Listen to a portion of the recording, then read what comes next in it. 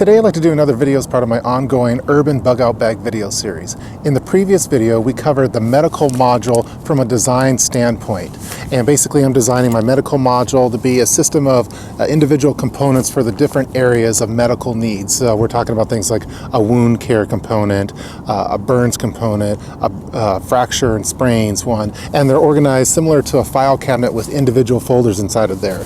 And I also described how I have a main module for the medical module, and then I also have a grab and go module which just has the basic supplies in there. So for this particular video I'd like to start going through the individual items of the medical module. We're going to start off first with the grab and go module. This one's intended use is to be located in a quick access location on the bug out bag, very similar to what I did previously with the food module, which had a grab and go snacks module. Same thing with the medical module. This has the basic stuff as far as wound care, in addition to some items that are for emergencies like CPR equipment and some blood stopping things like a tourniquet. So let's get started now with this video featuring the medical sub-module or the grab and go module. Let's get started. The grab and go sub-module is stored in another Eagle Creek storage bag. It's in the color of red based off of the color of prepping video. So what I'm going to do is take out all the items within this particular bag, and then we'll start going through each of those sub-modules individually. So let's open it up now. Here are all the items that are stored in that small Eagle Creek grab and go medical module. As you can see, I have a few different sub-modules that are in lock sack bags in addition to some miscellaneous items. The categorized sub-modules are based off of different medical categories. So we have one for wound care, we have one for CPR instruments, and these are meant to complement the main medical module, which has a lot of different sub-modules included with it. These are all color coordinated, so as you see we have blue here that's not based off of the color of prepping video, but it's based off of an Adventure Medical Marine kit that I saw. It's about the size of a suitcase, and they used a coloring system very similar to this, so I applied that methodology to my medical system. So we're color coordinated, we have labels, and then we have an itemized list of all the items that are included in each one of these sub-modules, just to make it easier when you have to actually use it. So before we go into these sub-modules, let's start going through some of these miscellaneous items now. The first item to go over is a tourniquet. This particular one is made by TK4. It's the TK4 Rugged Combat Tourniquet. I went with this particular tourniquet versus more of a tactical style one for a few different reasons. One, it's very inexpensive at probably less than $10. It's individually wrapped so it's going to remain sterile, made in the USA, and it's very easy to use. It's just basically a strap with a couple hooks on it, and the hooks are nice quality. And what I like the most about it is that they provide instructions on the front here. So for anyone that's unfamiliar with using a tourniquet, they could have a better shot of actually applying it in an emergency situation with some instructions on there. Very simple instructions, very simple to use, and it works well. So the TK4 tourniquet. The next items to go over is just some medical tape. I have a few different kinds here. These are categorized to go along with the wound care and bandages lock sack bag. I just didn't store them in there because I wanted this to remain flat, and so these are just stored in the Eagle Creek bag. So just some medical tape. The next items are for rehydration. I have some individual Pedialyte packets. The rule of 3 applied. The intended use for these are for cases of vomiting and diarrhea to replenish those electrolytes, and Pedialyte's just kind of the way to go. The only problem I really have with them is that the shelf life isn't quite as long as what I prefer for a bug out bag, so I just have to rotate them out once every year to a year and a half. So another good thing about these is that they're kid friendly. Kids like to drink them, and it's just a tried and true method for replenishing, rehydrating in cases of vomiting and diarrhea. So some Pedialyte.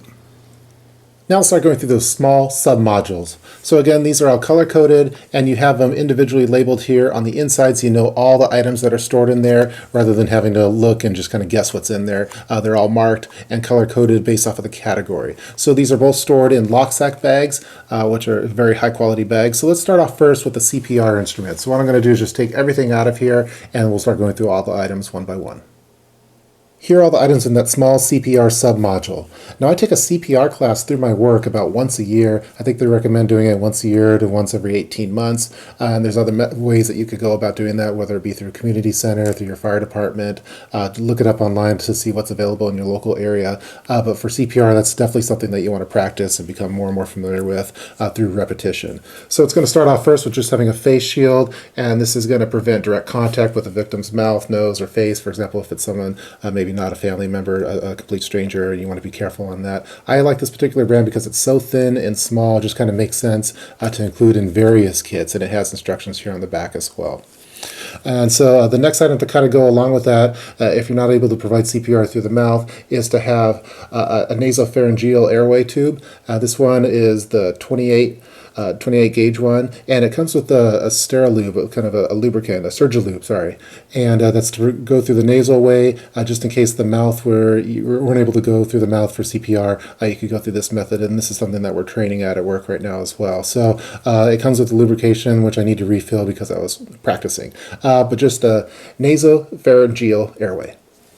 Next we have some nitrile gloves, just a pair of nitrile gloves. I have multiple nitrile gloves in the medical module, but I have a dedicated one specific for the CPR submodule. We also have a medical pin over here. This is again used for emergency airway management. I have a video linked in the PDF document. We also have a BZK towelette, and this is just for cleaning, antiseptic cleaning of the face, hands, body without any kind of soap or water. Just have a single one in there, and then just a couple biohazard stickers over here if you wanted to put stuff away and not have anyone touch it accidentally. So those are all the items stored in that small CPR submodule. Now let's start going through all the items in the wound care submodule. I'm going to just take everything out, put it on the table, and we'll start going through all the items one by one to try to get through it as quickly as possible. Here are all the items stored in that small wound care bandages submodule. So I have various band-aids over here. I also have these nice ones that are designed for blister cushions for fingers and toes. The Mountain RN originally told me about these. They're really nice. I have various alcohol swab wipes over here. We have some anti-itch creams, triple antibiotic ointment. Again, this is the small grab-and-go container. I have more of these in the main medical module. We have one of these 3M Cavalon no sting barrier films. And then we have some additional kind of sub modules over here with some more of the modern wound dressing. So let's start going through some of these additional items. For burns, I have an individual packet of Manuka honey. You want to make sure you get the 100% Manuka honey. Check out the reviews online. It's really, really awesome stuff. Helps protect against damage caused by bacteria. Also for infection, anti-inflammatory, reducing pain. It's really, really special stuff. And the best thing about honey, I guess you could eat it as well, but even if you were to puncture this, it's not going to really dry out on you like you would with some of the burn gels that you could get at RAI and places like that. And this comes in a multi-pack. I just have one of the packets in here, so some Manuka honey. Here's one of those modern wound dressings that we talked about. This is a Safe Tack. It's really great stuff. It's like super gauze, basically. It's going to minimize pain during dressing changes. It's going to prevention of scars. I provided all the information in the PDF document. So some Safe Tack over here. Now we also have some small little sub modules that we're going to start going through. This one's for blisters, and this one's for skin tears. Let's just start going through the blisters now. In that small blisters submodule, we have various items in here. Again, these are designed to be used as the Mountain RN in his video, he describes having, you want to dress your wounds like you would dress your body for extreme weather conditions. So for example, you'll have your base layer, your thermal layer, your shell layer, and you want to do the same thing with wounds. So for example, this Tegaderm would be used as your shell to protect it from the outside getting in, and then you have various other bandages in here to help promote healing and provide pain relief and easy wound management without any kind of scarring and ripping as you're taking that stuff out. And so all the items in here are specific for blisters, and they can be cut to form to help provide protection for that.